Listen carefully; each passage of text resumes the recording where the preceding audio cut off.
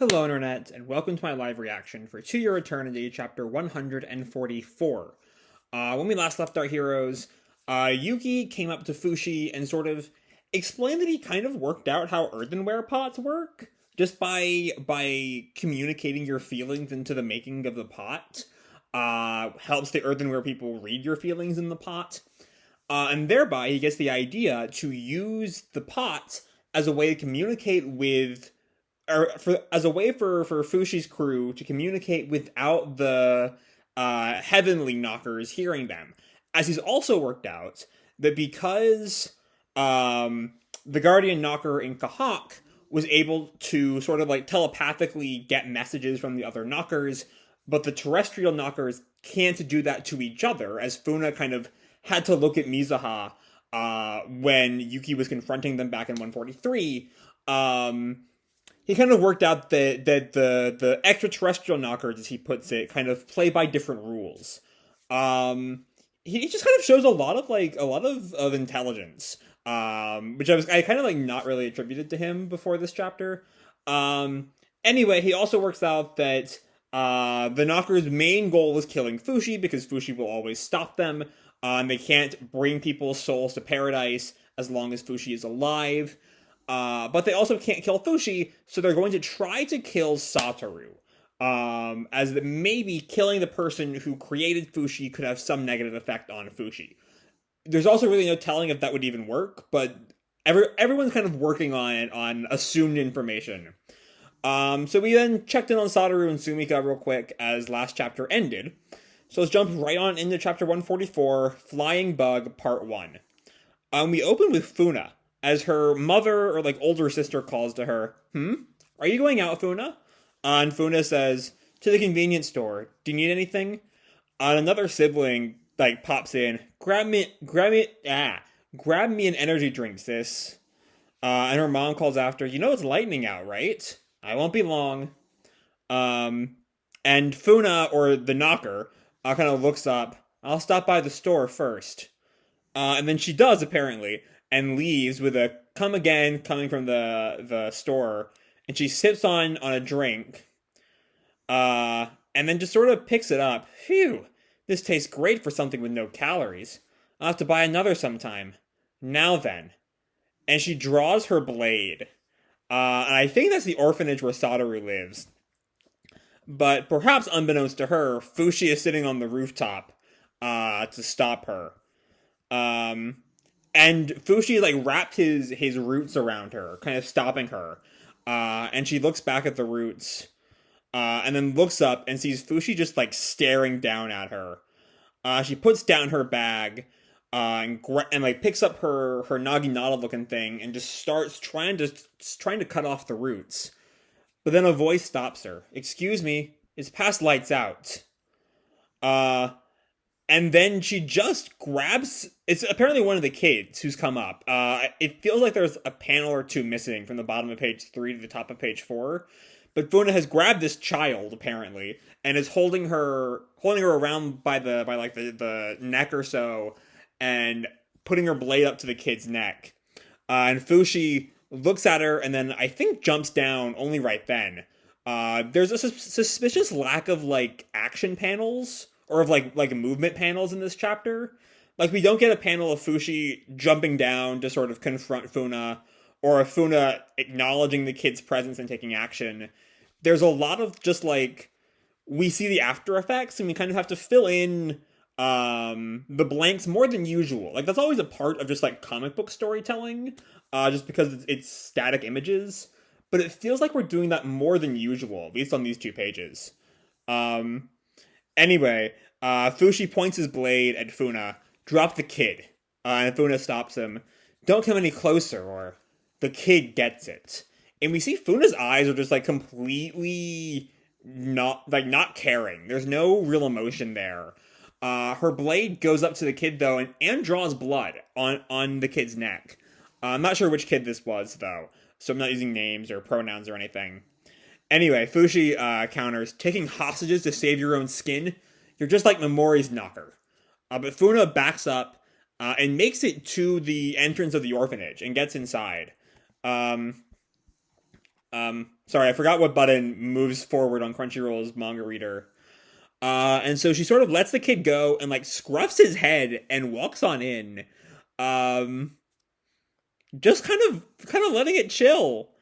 Um, and Fushi then with his roots his roots have spread to the inside of the building, and he kind of reemerges from the roots and screams, "Are you okay, kid?" And the kid sees him and just like cries into Fushi. Wah! Are you hurt? Let me see your neck. And the neck is healed. Which, as we saw in 143 Part 1, was a sign that the Guardian Knocker is in control of Mizuha. So, either this kid, or maybe even more than just this kid at the orphanage, have already been possessed by knockers, which is very bad for Satoru. Or Funa just put a knocker in his neck right now. And the knocker's the one in control right now. Anyway, Fushi reacts as anyone would. Huh? And then we hear a thwump sound effect as Funa walks on. There's a flash of lightning, and we hear the thunder as Funa gets closer and closer to Satoru. He's just kind of sleeping on a mattress. Funa walks in and kind of hovers over Satoru, and she just jumps into action, heads, to bring her blade down on Satoru. And Satoru wakes up with Funa's blade like inches from his eye, shocking Funa. And she's just kind of hovering there. I'm not quite sure how that works. Did we?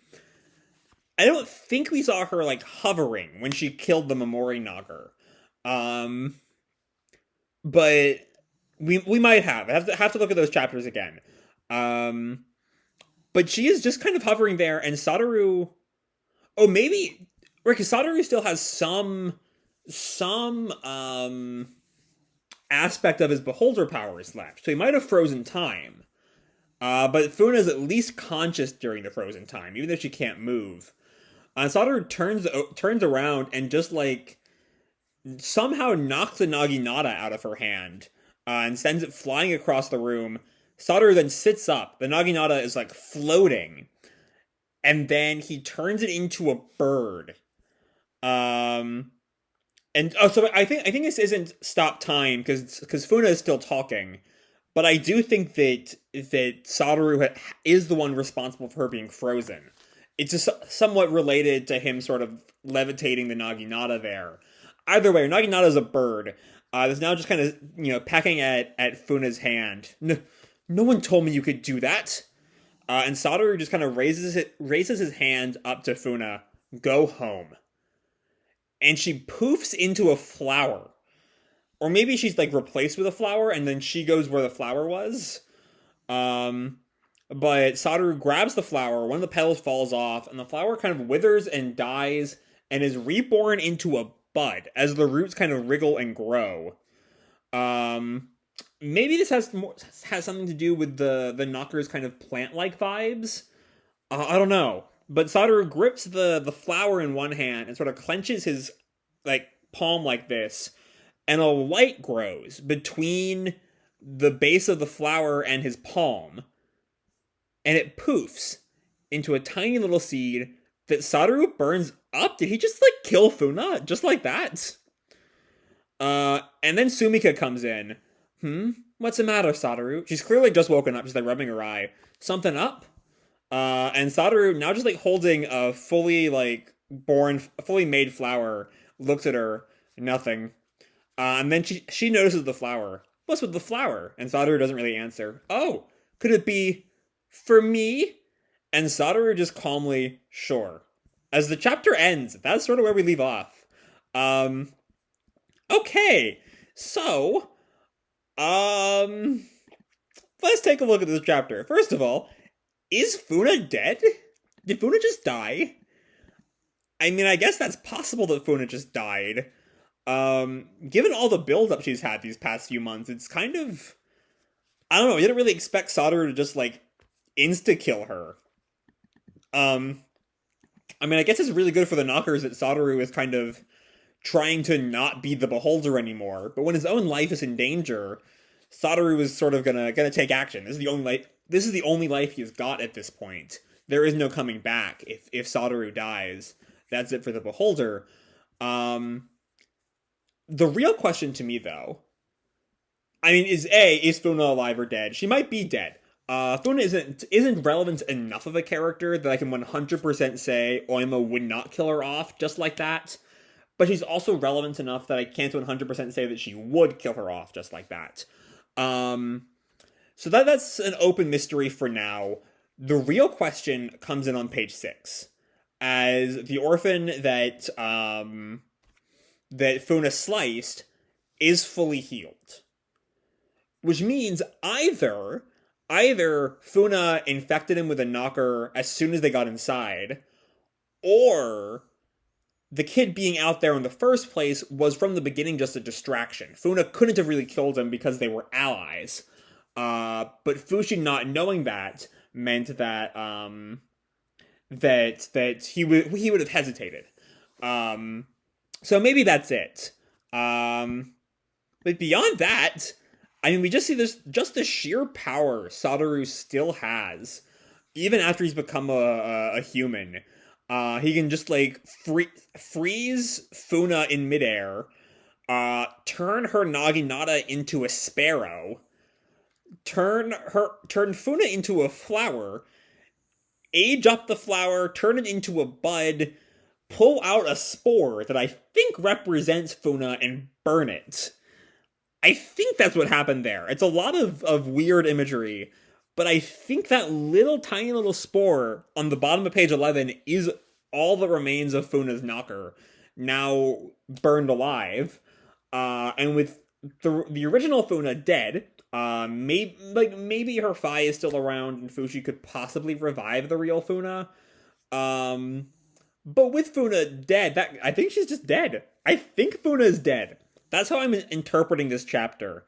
But also she could have just like been warped. Like when we just saw the flower, it could have been something like a substitution jutsu in Naruto, except not done by the person who was substituted. You know what I mean? Anyway, it could just be like there was a flower somewhere in town, and Funa is now there. But the fact we get all this time with him like extracting a little spore and then burning it, like he just killed Funa. I think he just killed Funa. So that's something. That's a thing.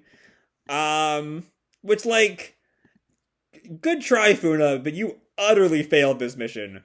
And we'll see. I don't really know what happens next. I think what happens next has got to be tied to the orphan whose neck heals. That's my best guess, right? Like that's such especially because just 2 chapters ago, Oima kind of set up healing is a sign that person is in the midst of knocker possession, as we saw with Mizuha and the little glass shard. So that has to be the next thing, that the orphan, and I don't think Satoru knows that. I think the orphans are the knockers has kind of infiltrated the orphanage. And that's sort of, the real danger to Satoru. Though supposedly, I mean, given how much he just wipes the floor with Funa here, I don't know if even that's going to be a threat to him. Something has to be, or there's no dramatic tension to this arc. But yeah, that's kind of where we leave off. Funa dead, Satoru giving the flower to Sumika, and there's at least one knocker in the orphanage. Yeah. I don't know where we go from here. I have some ideas, like I already said, but I don't know. I enjoyed this chapter. It's a lot simpler than some of the recent chapters have been. It's just, there's like a little bit of setup, but it's mostly just kind of, action isn't quite right, but just plot, I guess. But that's fine. Not everything's gonna be super, super, deep or whatever. This was a perfectly fun little chapter. So yeah, I'm gonna leave this video off here. Hope you all enjoyed the chapter and the video itself. If you did, feel free to drop me a like or subscribe, do whatever makes you happy, And remember, your life is your own, okay? Bye!